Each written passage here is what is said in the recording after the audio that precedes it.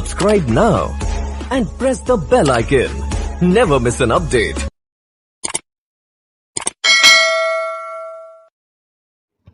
بسم اللہ الرحمن الرحیم۔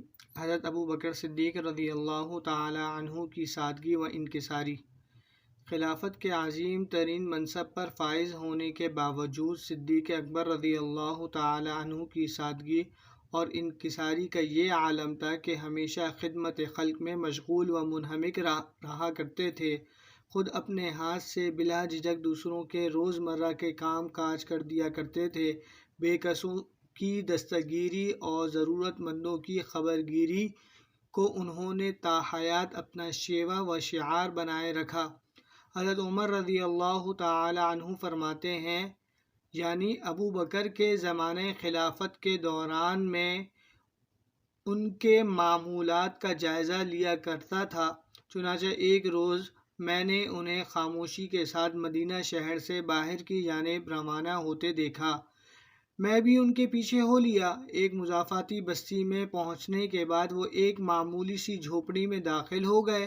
پھر کچھ وقت گزرنے کے بعد وہاں سے نکلے اور واپس مدینہ شہر کی طرف چل دیے۔ تب میں نے سوچا کہ میں بھی ذرا اس جھوپڑی میں جا کر دیکھوں، اور پھر میں اس جھوپڑی میں جا پہنچا۔ وہاں میں نے دیکھا کہ ایک نابینا بڑھیا ہے، اس کے ہمراہ چند چھوٹے بچے بھی ہیں۔ میں نے اسے بڑھیا سے دریافت کیا، اے اللہ کی بندی، اللہ تم پر رحم فرمائے، یہ شخص کون تھا جو ابھی کچھ دیر قبل تمہاری جھوپڑی سے نکل کر گیا ہے؟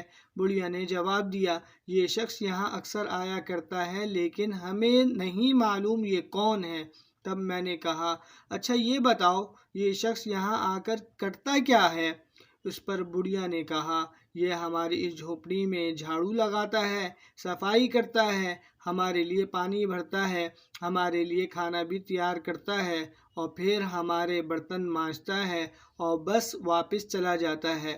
حضرت عمر بن خطاب رضی اللہ تعالی عنہ نے جب یہ خلیفہ وقت نیز رسول صلی اللہ علیہ وسلم کے اولین جانشین صدیق اکبر رضی اللہ تعالی عنہ کی یہ عظمت دیکھی اور اس ضعیف و نابینا بڑھیا کی زبانی یہ تمام گفتگو سنی، تو ان کی آنکھوں سے بے اختیار آنسو بہنے لگے۔